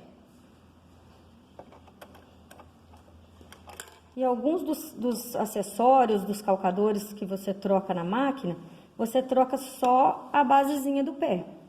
Que é o caso desse que eu utilizo para fazer ou um zíper ou uma costura estreita, para algum tipo de acabamento de costura que eu precise usar ele. Esse daqui não solta a basezinha do pé. Então, eu solto só o pezinho e vou encaixar só o pezinho na máquina. Já tá preso. Então, dependendo do que eu for trocar, eu vou trocar a base completa ou vou trocar só a pontinha de baixo.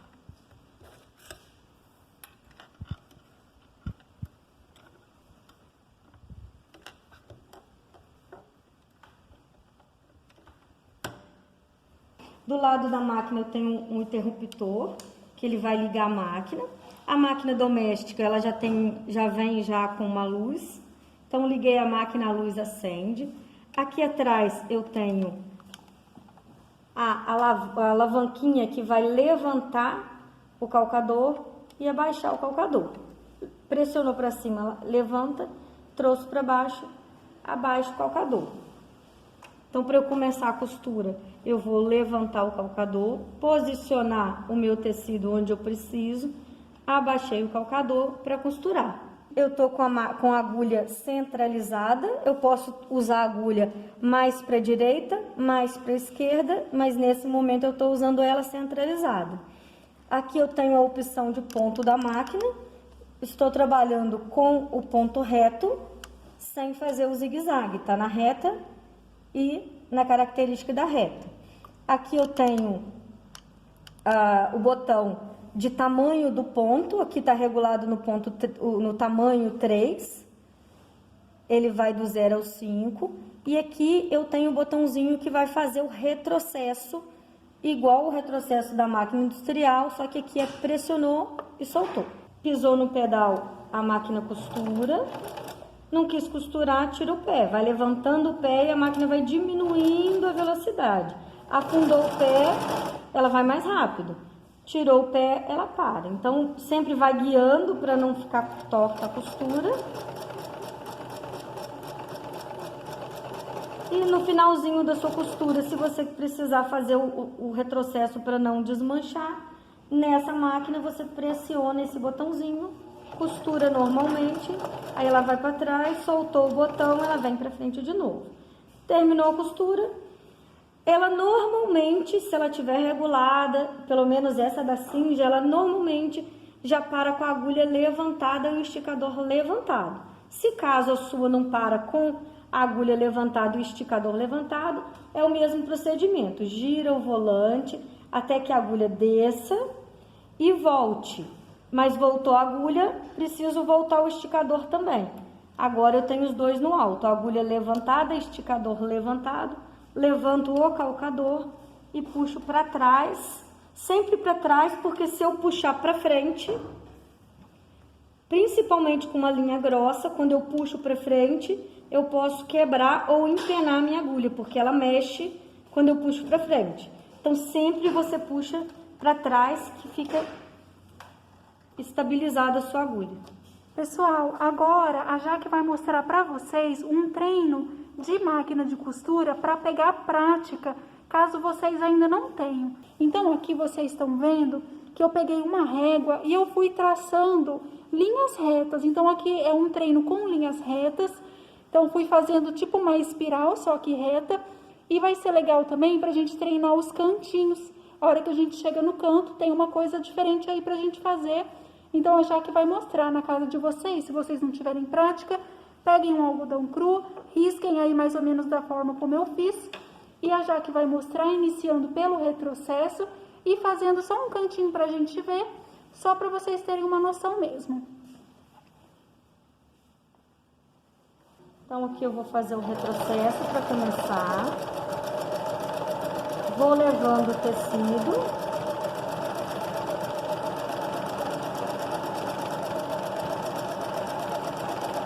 Para fazer um canto, seja ele costura, um bolso, um pesponto, um cantinho de virada que eu vou fazer, eu preciso chegar próximo do meu finalzinho da costura, não preciso ir até o final. Chego próximo, aí eu venho aqui no volante, vou dar 1 ou 2 pontinhos, o que faltar para completar. Abaixo a agulha, sempre que for virar, a agulha precisa estar abaixada, senão o canto não fica perfeito. Levanto o calcador, vira, abaixa o calcador de volta. E aí, continua a costura.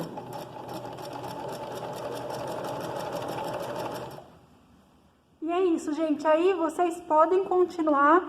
E a ideia é fazer a costura bem em cima das linhas que a gente desenhou. No início, se vocês não têm prática, ela vai ficar torta mesmo, não tem problema, mas vocês vão fazendo até conseguir deixar uma costura reta.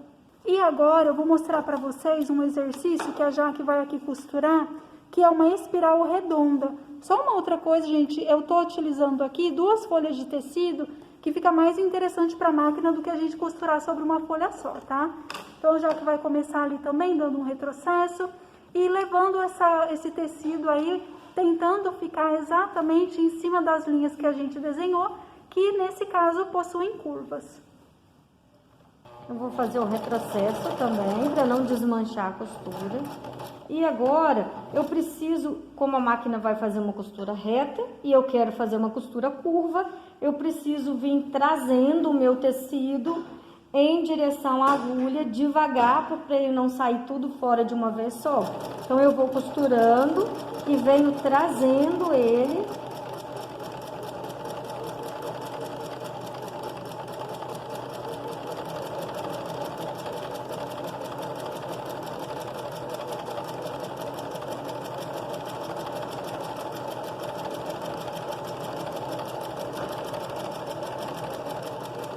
E assim eu consigo fazer a costura curva com a máquina reta. Então, a minha curva tá indo para a direita, eu venho trazendo o meu tecido para a esquerda até que ele fique o mais reto possível, de pedacinho em pedacinho. Se eu trouxer demais, eu vou sair fora. Então, é de pouquinho em pouquinho. Então, pessoal, esses dois exercícios, eles são muito importantes para quem não tem prática. E vocês também podem desenhar linhas mais tortas, pode mesclar linha reta com linha curva, faz um desenho aí no tecido e tenta costurar bem em cima, que é igual pilotar um carro ou qualquer outra coisa. Com o tempo vocês pegam prática e vai ficar fácil. Agora, já que vai mostrar para vocês como a gente enche a bobina nessa máquina caseira. Diferentemente da reta industrial, a gente precisa parar a costura para apenas encher a bobina. Então, enquanto a reta industrial a gente pode ir costurando e ela vai enchendo a bobina ao mesmo tempo, aqui a gente faz ou um ou outro. E agora já que vai mostrar para vocês. Eu vou colocar a bobina aqui no pino do enchedor. Vou passar a linha aqui atrás nesse ganchinho para a linha não ficar solta. Agora eu preciso passar nesse tensorzinho. Então, para que a linha não solte do tensor e não fique enchida de forma irregular, o ideal é passar cruzando a linha. Então, passei de trás para frente e dei um xizinho na linha. Com isso, eu certifico que a linha não vai soltar daqui de dentro. Se eu simplesmente passar, quando eu começar a acelerar, no trepidar da máquina, ela pode vir soltando e dificultar o processo de encher. Então, eu passo sempre contrário. Dou uma cruzada na linha. Pego esse pedacinho que sobrou, enrolo na bobina, para ela não soltar. Senão a máquina não consegue puxar a ponta da linha. E aí, eu vou trazer nessa máquina, o funcionamento é dessa forma, eu vou trazer o pino do enchedor para encostar na trava. Então, quando eu faço isso, eu já paro o calcador da máquina. Por isso, eu não tenho como encher e costurar ao mesmo tempo. E aí, passou a linha dentro do tensor, enrolou na bobina, você vai pressionar o pedalzinho da máquina e aí ela vai enchendo. Acelerei, ela enche. Tirei o pé, ela vai parar. O ideal, para a máquina não correr um risco de travar por falta de graxa ou lubrificação, é não fazer esse processo de afundar o pé de uma vez só, tanto na reta doméstica quanto na industrial, porque a máquina está preparada para uma lubrificação, que é aquela costura constante que você faz. Então, durante a costura, você não faz esse procedimento de acelerar de uma vezada só, porque você não tem como controlar. No encher a bobina, também você vai acelerando moderado até completar o processo de encher.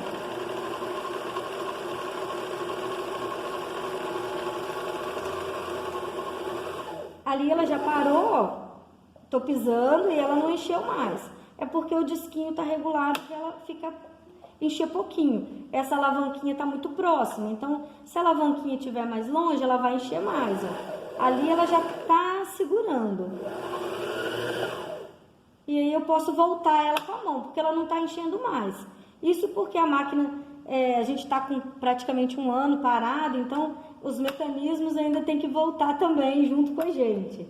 Ela não está sendo usada constantemente. Então, o correto é que quando ela termina de encher, ela volta aqui sozinha.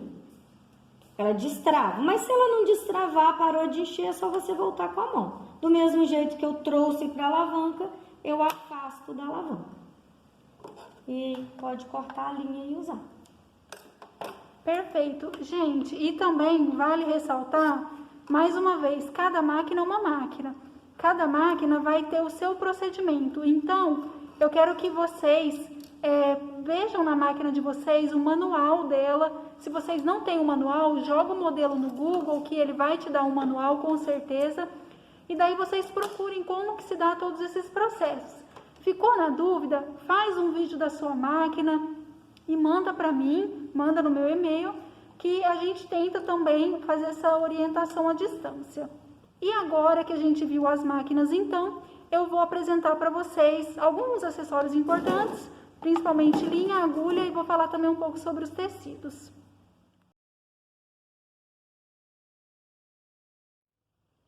Bom, pessoal, agora que a gente viu as costuras lá na máquina de costura, alguns tipos de ponto, essa variação de máquinas, vocês também viram que há uma variação nas linhas. Então, eu quero falar agora para vocês sobre linhas de costura. Então, entrando um pouco na parte dos acessórios que a gente utiliza na costura. Os acessórios como tesoura, desmanchador de costura, tudo isso eu já tinha apresentado para vocês lá naquele vídeo em que eu falei dos materiais. Então aqui eu vou focar nas linhas, nas agulhas e nos tecidos e a questão do corte, enfim, como que a gente vai posicionar o molde. Então eu vou começar aqui falando sobre as linhas de costura. Fiz um esqueminha aqui para poder apresentar melhor para vocês. Então, primeiro falando dos tamanhos que a gente tem nas linhas.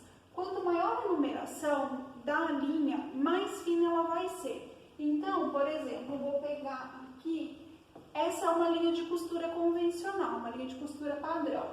Ela é tamanho 120, então aqui a costura convencional, que é a costura que a gente vai fazer na máquina reta, o tamanho dessa linha aqui, que é fininha, ela vai ser 120. E a gente pode encontrar essa linha também naqueles carretéisinhos pequenos que são feitos especialmente para máquina doméstica, tá? Mas na máquina doméstica a gente também pode utilizar essa daqui, não tem restrição, só fica ruim de a gente utilizar aquele pequenininho na máquina industrial, tá?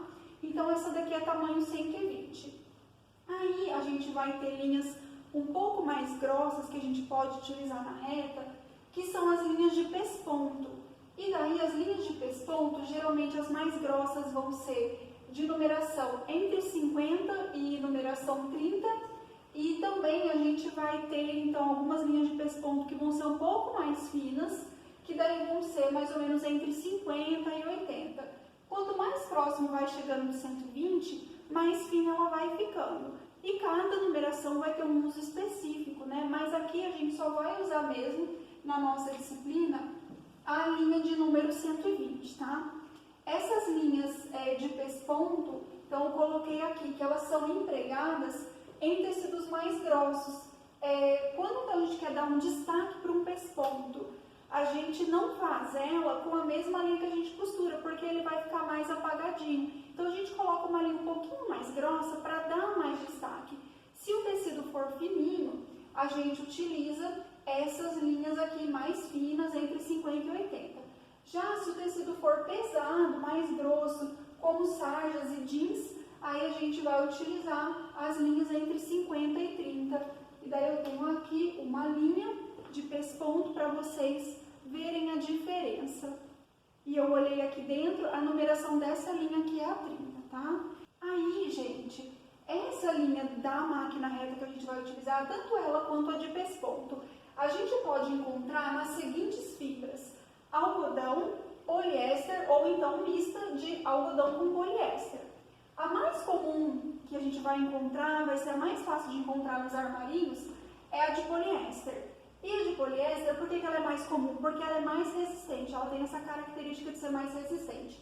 Enquanto que a de algodão, ela tem um aspecto mais brilhoso, só que a gente encontra mais fácil de poliéster. E qualquer uma das duas vai servir, vai dar certo, não tem problema. Uma coisa só que a gente tem que pensar é que assim, se a gente vai costurar uma peça, então uma peça, por exemplo, num tecido de fibra natural, e depois eu quero submeter essa peça a um tingimento, então vamos dizer que eu quero fazer ali um tingimento natural nessa peça. Se você costurar ela com uma linha de poliéster, a hora que você for fazer o tingimento, não vai pegar o tingimento, enquanto que a de algodão vai. Então, são só esses detalhes aí pra gente se atentar, mas se não for acontecer isso, pode utilizar de poliéster tranquilamente. Já a linha mista, a gente não encontra assim com tanta facilidade, mas ela é uma linha que vai misturar um pouco das características de cada uma dessas fibras, dando um pouco mais de brilho do que a de puro poliéster, mas um pouco menos do que a de algodão, ao mesmo tempo em que une a questão da resistência do poliéster. As linhas de pesponto, gente, então elas vão seguir essa mesma questão aqui das fibras, tá? E daí, além disso, a gente vai ter a linha PT, que não é o partido, quer dizer, pronta para tingir. Essa linha, então, geralmente vai ser de algodão, ela vai ser branca, ela vai ser utilizada em produtos. Então, por exemplo, sabe aquela calça de sarja, tipo uma calça jeans, só que na cor vermelha. Esse tecido que é utilizado, ele nunca vai ser um tecido que vai ser comprado vermelho. Então, ele vai ser comprado todo branco, que vai ser o tecido PT, e daí você costura com a linha PT e depois manda para a lavanderia para fazer o tingimento lá na peça pronta, e daí então precisa ter essa linha específica para pegar o tingimento também. E essa linha PT, ela vai seguir a mesma questão da numeração aqui que eu mostrei para vocês. E por fim, a gente tem o fio. O fio, então, que vai ser esse aqui, bem fininho. Ele é um fio que tem uma característica de ser felpudo, ele não é torcido. Ele tem uma certa elasticidade que vai fazer dele ideal para trabalhar com malhas. Então, por isso que ele é utilizado na overlock e também na galoneira. Ele não vai ser utilizado na máquina reta, tá bem? E o fio, ele vai ser sempre feito de poliéster. Bom, gente, em relação às linhas, o que eu tinha para passar era isso. E daí agora a gente vai ver um pouco sobre agulhas. Então, agora sim, falando das agulhas, vamos começar falando das pontas das agulhas. Aqui, gente, eu estou falando das agulhas que a gente vai utilizar na máquina reta, tá? Então, que vai ser o principal tipo de agulha que a gente vai utilizar na nossa disciplina. As pontas das agulhas, elas são divididas em 3 tipos de pontas, e a gente tem a ponta seta, ponta bola e ponta facetada. Então, quando a gente pega a estrutura da agulha, a gente vê nela a ponta, que é a parte perfurante que vai penetrar o tecido. A gente tem também a cabeça da agulha, que é a parte de cima, que vai encaixar na máquina. E daí eu estou deixando aqui no vídeo, aqui do lado em algum lugar, as imagens dos 2 tipos de cabeça que a gente tem. A gente vai ter a cabeça redonda, deixa eu anotar aqui. A gente vai ter a cabeça redonda e a cabeça achatada. A cabeça redonda que vocês estão vendo na imagem aqui do lado é a agulha que a gente vai utilizar na máquina industrial. Então, aquela parte arredondada, ela encaixa na máquina industrial. Já a agulha das máquinas caseiras é a agulha que tem a cabeça achatada. Então, se vocês forem comprar a agulha, vocês têm que verificar isso, se é a de cabeça achatada, para caber na máquina caseira de vocês. Eu já vi máquina caseira que trabalha com a agulha da cabeça redonda, mas eu não lembro agora qual marca, eu lembro que era uma máquina bem antiga, então assim, não é comum de encontrar. Existe esse padrão, cabeça achatada para máquina doméstica e cabeça redonda para máquina industrial. Aí a gente tem também o corpo da agulha, que vai ser toda a parte que vai dar sustentação à agulha, né, que está aí entre a ponta e a cabeça. E a gente tem o buraquinho da agulha, que é chamado de olho.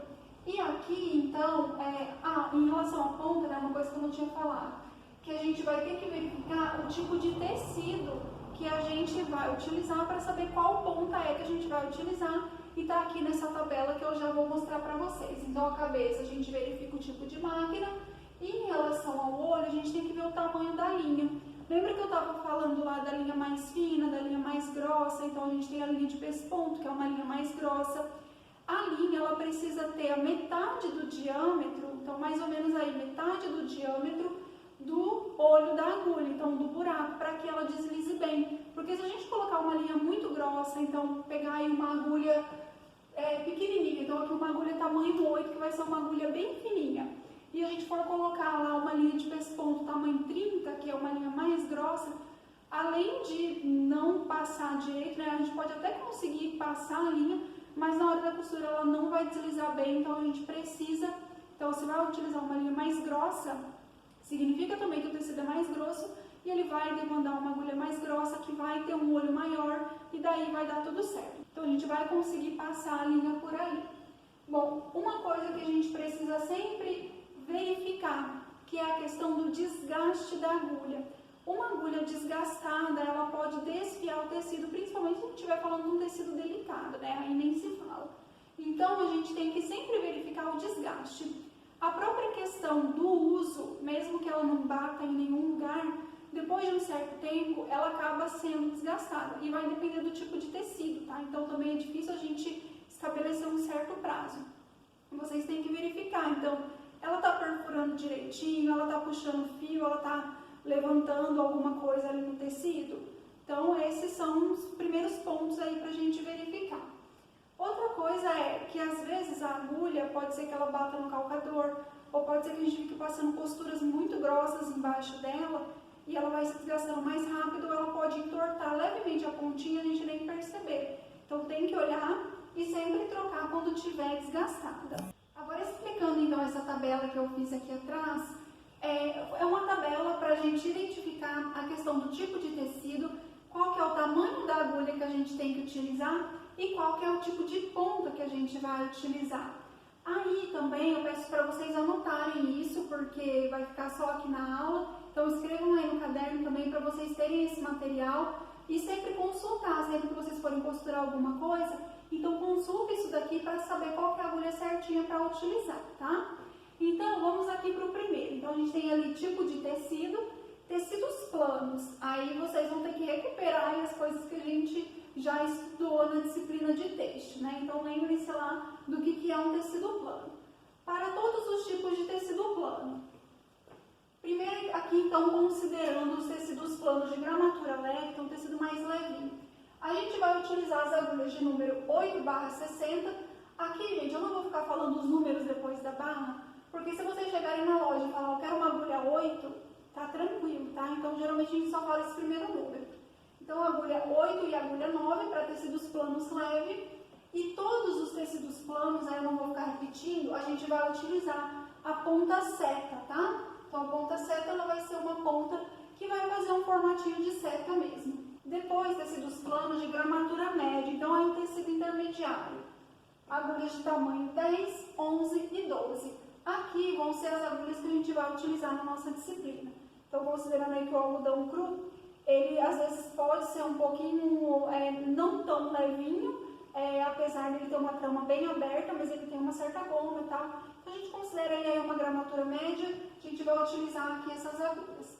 Já tecidos planos pesados, agulhas de número 14, 16 e 18, então uma sarja, um jeans, esse tipo de tecido. Aí temos também os tecidos felpudos e aveludados, ainda dentro dos tecidos planos, tá? Então aqui considerando todas as gramaturas. Agulhas número 11, 12 ou 14. Se for mais pesado, a gente vai para 14.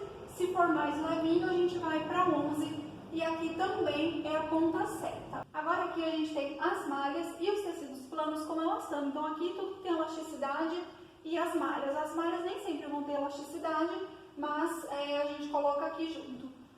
Aqui, gente, vindo aqui já para a parte da ponta, é a ponta bola que a gente vai utilizar. Ela tem uma ponta levemente arredondada. E isso vai ser importante para não danificar a trama da malha ou desse tecido plano. Então aqui gramatura leve, 8 e 9, gramatura média, tamanhos 10, 11 e 12, e gramatura pesada, 14 e 16. Aí temos também as malhas felpudas e aveludadas, todas as gramaturas, 11, 12 e 14, aqui também a ponta bola, e aqui então, sendo um pouco mais fino, a gente usa a agulha 11, sendo um pouco mais grosso, a agulha 14. E por fim, a gente tem os couros, as camurças, tecidos de vinil, couro sintético, tudo isso. Aqui a gente vai usar a agulha de ponta facetada, que é uma ponta que vai perfurar sem deixar o tecido machucado. Porque se a gente usar as outras pontas, pode correr o risco do tecido ele abrindo um buraco, ele ficando aberto, ficar muito marcado. Então essa aqui é a ponta ideal para perfurar ele e também para ajudar a deslizar um pouco melhor a costura. Então aqui, né, todos eles são de gramatura pesada, a gente vai utilizar as agulhas de número 18 e 19. Em relação às agulhas, gente, era isso que eu queria passar.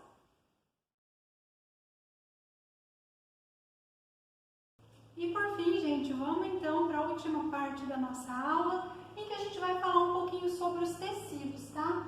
Então, coloquei aqui, recuperando aquelas coisas lá da aula de texto que a gente já viu, quais são os tipos de têxteis que a gente tem, que a gente pode utilizar na costura. O primeiro, os tecidos planos, depois as malhas e a gente tem o TNT. Ainda que o TNT a gente não utilize tanto, pode ser que a gente venha utilizar.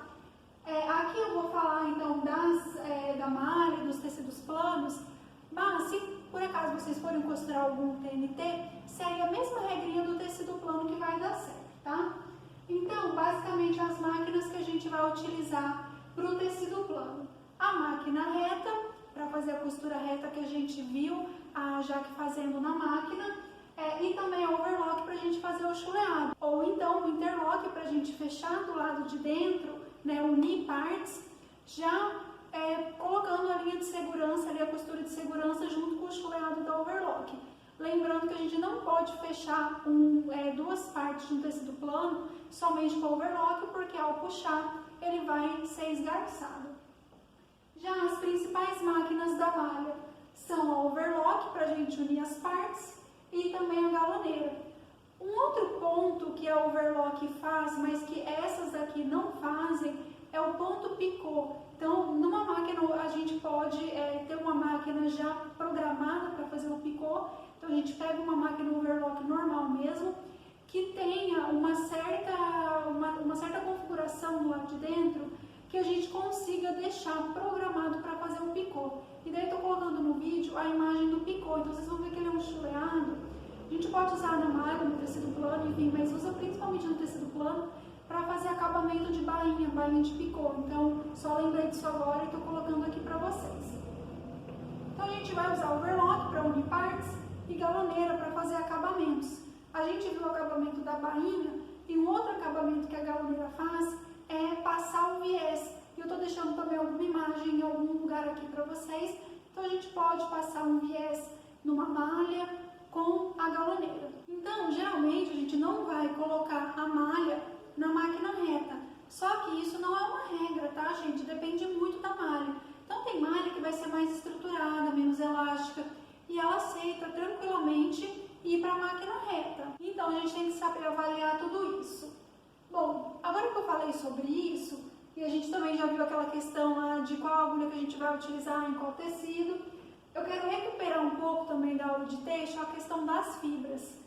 Quando a gente está falando em fibras naturais, que daí vocês vão lá se lembrar que são as fibras vegetais, animais. Então, quando a gente fala de fibras naturais e fibras artificiais, que não são as sintéticas, tá, gente? As sintéticas, então, elas são de origem petroquímica, e as artificiais aqui, apesar de serem artificiais, elas têm uma origem vegetal, então elas vêm da celulose. São fibras que sofrem encolhimento, então a gente precisa tomar medidas para evitar que a peça pronta encolha. Pessoal, como estou ficando sem voz, eu vou falar aqui com a minha garrafinha de água na mão, então só comunicando para vocês não estranharem.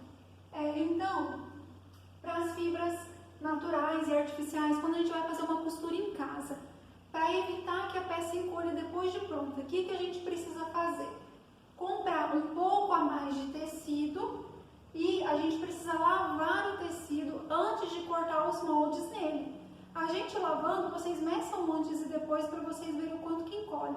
Viscose encolhe demais, linho encolhe demais, algodão encolhe, mas a viscose é a campeã, ela encolhe muito, então a gente precisa fazer essa lavagem antes. Tenho certeza que já aconteceu com quase todo mundo aqui de comprar uma roupa, usar ela uma vez, colocar para lavar e daí ela encolheu, né? Então, foi porque daí a indústria não fez o processo adequado. A indústria vai lavar o tecido? Não, não vai lavar o tecido. O que ela precisa fazer? Ela precisa já fazer o molde da peça considerando o percentual de encolhimento. Então, as fábricas elas vão enviar junto aos seus tecidos para as confecções uma ficha com todos os dados sobre aquele tecido, dados como qual agulha tem que utilizar nele, se o tecido tem pé ou não, já vou falar sobre isso, como que tem que fazer o corte dele, e daí também tem lá essa informação sobre o encolhimento. Aí então vamos considerar que eu tenho um tecido que ele vai encolher 3% no sentido do urdume e 2% no sentido da trama. Então eu faço o meu molde 3% maior no comprimento e 2% maior na largura. Desse modo, em casa, quando o cliente for utilizar a peça, não vai ter esse problema dele lavar e encolher. Aqui, gente, não reparem o meu desenho torto, porque eu sou péssima para desenhar em lousa. Então, assim, como vocês puderam ver, né? Mas aqui eu desenhei uma representação de um tecido. Nessa borda aqui a gente tem uma orelha, nessa borda aqui a gente tem outra orelha, que é aquele acabamento do tecido que tem, então, acompanhando o sentido longitudinal do tecido, o sentido do urdume, do comprimento, tá? Então, esse sentido longitudinal do tecido que está paralelo à orelha é o que a gente chama de fio do tecido. Então, o fio do tecido está aqui. Quando a gente pega aqui o sentido perpendicular a ele, ou seja, a 90 graus do sentido do fio, a gente tem o contrafio, que é também o sentido da trama do tecido. E, por fim, no ângulo de 45 graus entre o fio e o contrafio, a gente tem o sentido do viés no tecido. E eu desenhei aqui, então, vocês estão vendo que a gente tem a orelha aqui, o acabamento com a franjinha, e eu tenho, então, o fio do tecido que está seguindo o mesmo sentido da orelha. Então, se eu pegar aqui em cima e aqui embaixo, onde eu desenhei o fio, e puxar, vocês estão vendo que ele não cede praticamente nada, né? Então, aqui pegando um tecido plano, que é um algodão cru, ele não cede. Agora, eu vou pegar aqui no contrafio. Então, eu vou pegar aqui em uma pontinha e em outra e vou puxar. Estão vendo que ele já tem um pouquinho mais de elasticidade? Então, aqui o nosso tecido cede um pouco mais. Agora, vamos pegar aqui no viés. Então, estou pegando aqui numa pontinha e na outra e vou puxar. Olha só como ele estica. Então, aqui no viés, a gente tem um sentido muito mais elástico e maleável. E daí, gente, eu desenhei uma saia godê aqui para mostrar para vocês o caso da saia godê, que vai pegar todos os sentidos do tecido. Aqui pegando assim, então esse aqui seria o molde de uma saia godê, que é aquele godê inteiro que fica aquela saia bem rodada. Então, vou colocar ela aqui no meu tecido, né, no desenho de tecido. Então, se a gente pega da circunferência da cintura até a parte de baixo dela, a gente vai ver que num determinado ponto, ó, igual aqui onde eu estou passando a mão, ela está no sentido do fio, certo? Ela está acompanhando aqui esse direcionamento do fio. Se eu venho aqui do lado, então aqui onde eu estou passando a mão, da cintura até a borda, ela está pegando no sentido do contrafio, correto? E se eu venho aqui a 45 graus, da cintura até a bainha, o que acontece? Ela está pegando no viés. Então, o godê é um exemplo de peça que ela passa por todos os sentidos do tecido. E daí o que acontece? Talvez vocês já passaram por isso, ou já viram alguém reclamar, de que quando a gente vai costurar uma saia godê, principalmente se for num tecido pesado, a hora que a gente coloca no corpo, a gente coloca aqui na cintura e vai ficar uns pontos em que ela vai ficar maior, outros que ela vai ficar menor, só que a gente fez o molde perfeitinho, a gente mediu tudo e estava tudo certo. Por que isso aconteceu? Porque nos pontos em que ela está no viés, então, por exemplo, nesse ponto aqui, o tecido, vocês viram como ele estica, ele pesou mais, então ele ficou maior ali. Então, para a gente cortar a barra do godê, a gente geralmente coloca a saia no manequim e vai cortando embaixo, medindo da cintura até embaixo, exatamente porque nos pontos em que ela passou no viés, o tecido esticou e desceu lá embaixo. Então, gente, já que estamos falando sobre o fio do tecido, eu vou falar aqui do corte que eu coloquei aqui do lado, então mostrando para vocês como que a gente sempre vai cortar os nossos moldes. Quando a gente for costurar as nossas peças, eu vou mostrar essa parte do corte. Então, assim, fiquem tranquilos que a gente vai ter mais tempo para ver isso um pouco mais. Mas vocês estão vendo que no molde, a gente sempre tem a marcação do fio. Isso aqui é obrigatório ter no molde, tá? E a gente vê que o fio aqui, ele está posicionado no sentido do comprimento do tecido, do comprimento do molde, desculpa. Então, o comprimento do molde vai casar aqui com o comprimento do tecido. Então, a gente vai sempre posicionar o molde seguindo o fio do tecido. Então, deixa eu só colar o meu molde aqui. Então, eu coloquei o molde. Como que eu vou saber se ele está no fio do tecido? O fio, gente, então ele está me indicando isso aqui, tá? Para a gente posicionar o molde sobre o tecido, a gente vai sempre ter que colocar o fio exatamente no fio do sentido. Então, ou seja, no sentido longitudinal aqui do tecido. Então, o fio do molde acompanha o fio do tecido, tá, gente? Então, como que a gente faz para saber se está no fio certinho? A gente colocou o molde no tecido. Eu vou medir com a fita métrica ou com uma régua. Aqui em cima no fio, até a orelha, e vejo quanto que tem. Ah, tem 10 centímetros, beleza. Aqui embaixo também tem que estar dando 10 centímetros do desenho do fio até a orelha. Outra coisa importante é que a gente não corta o tecido na orelha, tá? A gente descarta ela. Aí, uma coisa importante também. Eu posso deixar, então aqui eu tenho uma frente, eu tenho umas costas aqui, não é da mesma peça, tá? Mas vamos fingir que é. Então aqui eu tenho uma frente e umas costas. Eu posso fazer isso aqui? Não posso, porque eu preciso respeitar o sentido do fio, que é sempre no sentido longitudinal do tecido. Eu posso fazer isso aqui? Também não posso. E isso daqui eu posso fazer? Ele está no sentido do fio, ele está no sentido longitudinal, não está? Então, eu posso fazer desde que o meu tecido permita, ou seja, se ele for um tecido que tem pé, aí a gente não pode fazer. O que é um tecido que tem pé? Então, vamos supor que a gente tem aí uma estampa com gatinhos, cachorrinhos, que eles estão todos em pezinho. Aí, nesse caso, se a gente cortar o molde assim, a estampa vai ficar de ponta cabeça. Mas se for uma estampa xadrez, de bolinha, não tem problema. A gente pode girar para ter um melhor aproveitamento de tecido, se for necessário. Outros tecidos que têm pé, veludos, tecidos com brilho, acetinado, tecidos com texturas, como felpudos, paetês. Então, nada disso a gente pode ficar girando o molde dessa forma, tá? Agora, vamos supor que eu tenho uma peça, eu quero cortar essa peça no viés do tecido, porque eu quero que ela fique maleável, quero aproveitar toda aquela elasticidade lá que eu tenho no viés do tecido. Então, ignorem esse sentido do fio que eu tenho aqui. Eu fiz a mão, então por isso que ele não está reto, tá? Mas eu coloquei aqui o fio passando no ângulo de 45 graus em relação ao sentido aqui do fio que a gente tinha no molde. Então, esqueçam esse aqui. Eu quero cortar a minha peça assim para ela ficar no viés. Como que eu vou posicionar ali no tecido? Então, eu vou pegar esse fio aqui, que é o fio do tecido, e vou colocar aqui, ó. Vou colocar aqui, seguindo o fio do tecido. É claro que aqui está saindo para fora do meu tecido, mas foi só para mostrar aqui ele alinhado para vocês. Então, ele vai ficar assim. Eu vou medir daqui até aqui para ver quanto que tem. E o molde vai sair torto, vai pegar o viés do tecido. Mas a gente sempre segue isso daqui, tá? E para finalizar, então, falando da armazenagem do tecido, aqui pensando na indústria, no caso. Tem lugares que eles acabam armazenando estilo fogueira, que é colocando um rolo sobreposto ao outro, cruzando eles.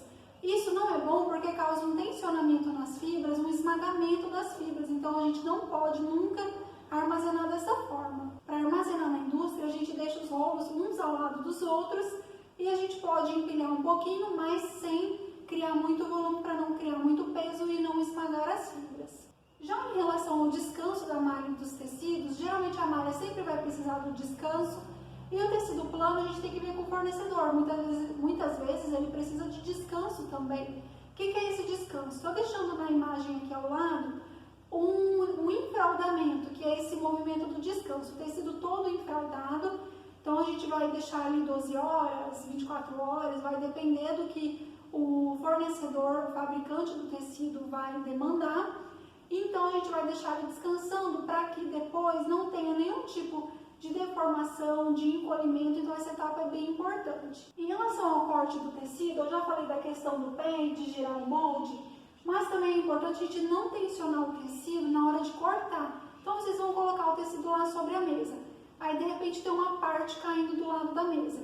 Aquilo ali está fazendo peso e está tensionando, esticando o tecido que está em cima da mesa. Então você vai cortar, a hora que você terminar de cortar, o tecido vai encolher. Conseguiram entender? Então a gente precisa sempre deixar o tecido relaxado em cima de uma superfície para poder cortar ele. E a última coisa que eu quero falar para vocês é sobre a passadoria, que vai ser muito importante para a gente. Daí eu sempre vou indicar nas costuras qual que é o momento que a gente vai ter que passar alguma coisa.